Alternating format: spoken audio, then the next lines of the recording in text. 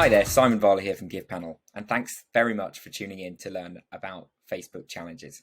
In the next 7 minutes, I'm going to tell you about the system that Facebook didn't know they built and why Facebook is producing returns greater than any other fundraising platform on the planet as of today.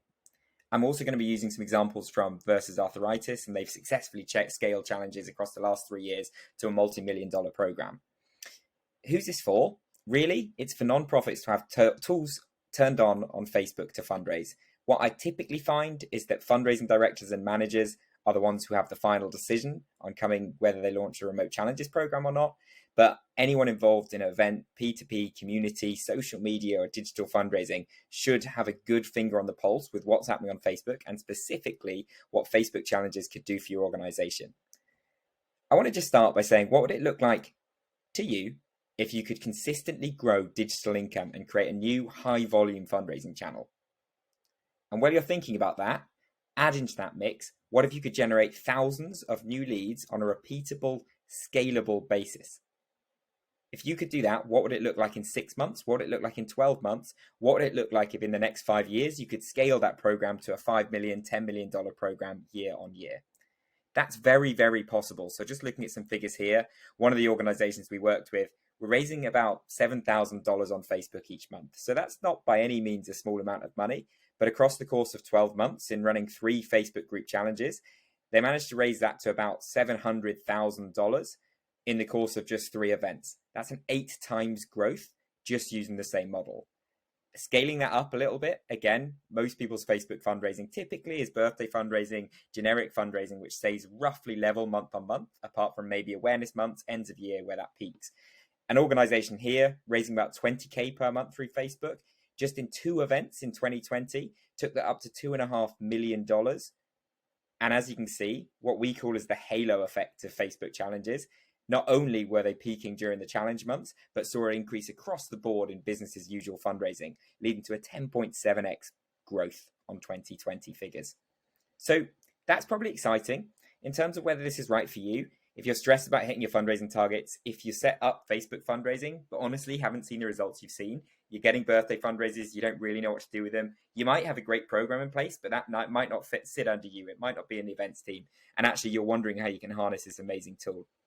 You might have heard from other success, and actually, you might be worried that Facebook fundraising, there's a lot of fear, uncertainty, and doubt around Facebook as a whole, that it's going to drop off and that's going to affect your income stream.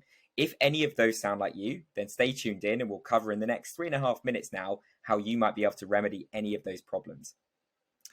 On top of that, we'll talk about a new low-cost model that works even during lockdowns, can work remotely, and works for most types of organizations. It doesn't work for everyone. So by all means, let's have that discovery, let's have that chat and work out if it's going to be a fit for you. We're going to go over some of the concerns you might have with Facebook fundraising. Traditionally, it's been seen as a bit of a pain. There's no data. It's hard to engage with supporters. A lot of those things aren't quite as true as they were anymore. So we're going to go over some of that. Significantly, we're going to talk about the secret source of challenges. Anyone who tells you Facebook groups tries to remove any of the power from that group is completely wrong. It's these Facebook groups which are driving incredible returns on Facebook. And finally, we're going to touch briefly on what you should be looking out for and what you should be trying to avoid when looking at remote challenges on social media, and in this case on Facebook. So what I need to say first is that this is no longer a new model. About 2 years ago, well, actually more now, about 3 years ago, the first Facebook challenges started running in Ireland. And since then, GivePanel and the team around GivePanel have been working on a daily basis to optimize and improve this model. And what we've proved, and we can show you, we've got benchmarks for different sizes, different orgs, different mission types, that these consistently have lower acquisition costs than other P2P events.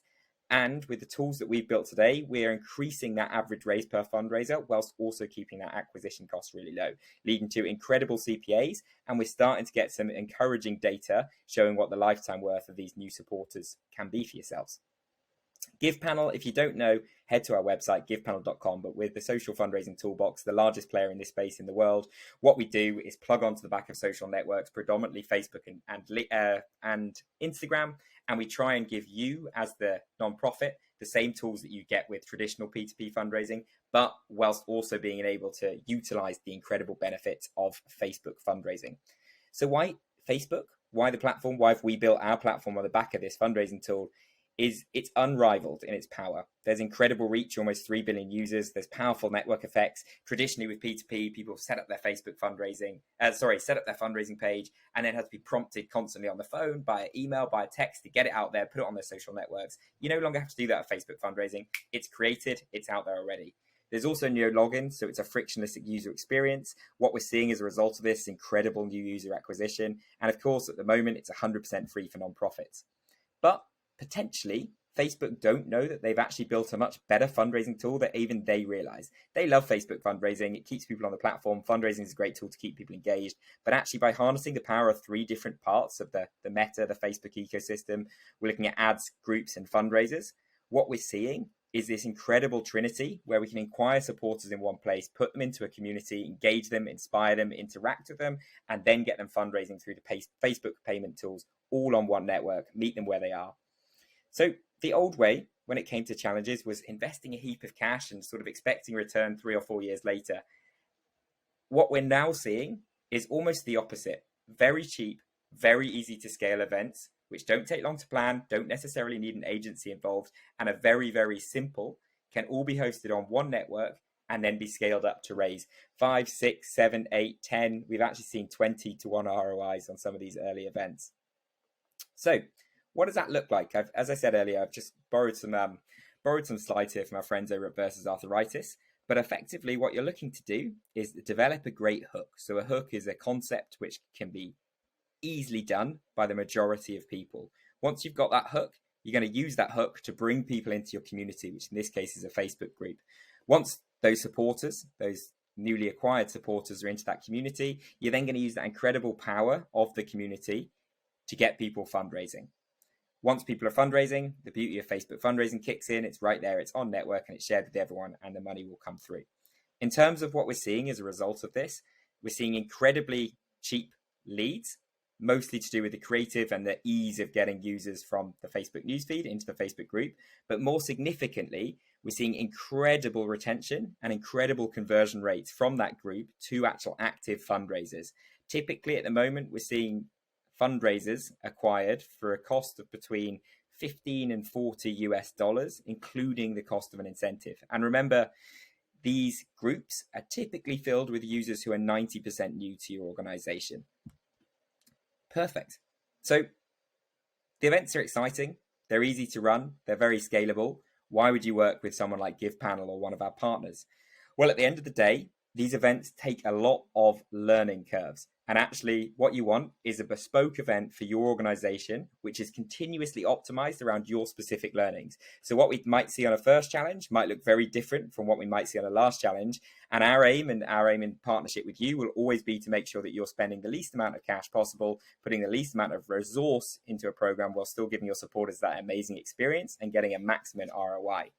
In terms of how we suggest starting with a very small controlled pilot to set your own benchmarks, understand the uplift on your team, and really build a successful remote challenges program off the back of firm data.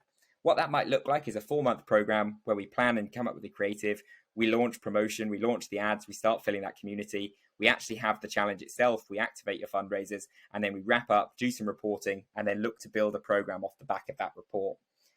Final slide here, but in terms of, is this right for me? Hopefully you've watched the last 8.5 minutes and you've got quite excited about the prospect of launching a Facebook challenge, a remote social challenge at your organization. As I said at the start, this is right for a lot of organizations, and actually different organizations might have different aims for this. But if you're ticking any of this list, then you're probably in a good place. So the first one we say is, are your potential participants personally affected by the cause? Do you have a strong brand? If either of those things are true, then it's going to be much easier to acquire supporters from that newsfeed and bring them into the group.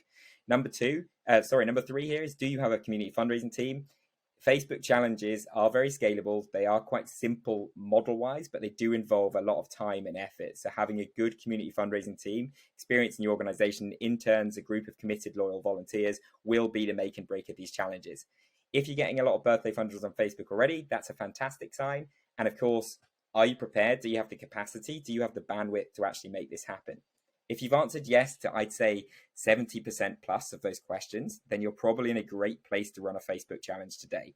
And if you want to launch one of these pilots, we're looking at returns of sort of $50,000 to $100,000 typically on that first pilot, and very quickly trying to scale that to six figures. You should reach out to me today. Either head to givepanel.com. There's heaps of information on the GivePanel blog as well, or email me directly at simon@givepanel.com.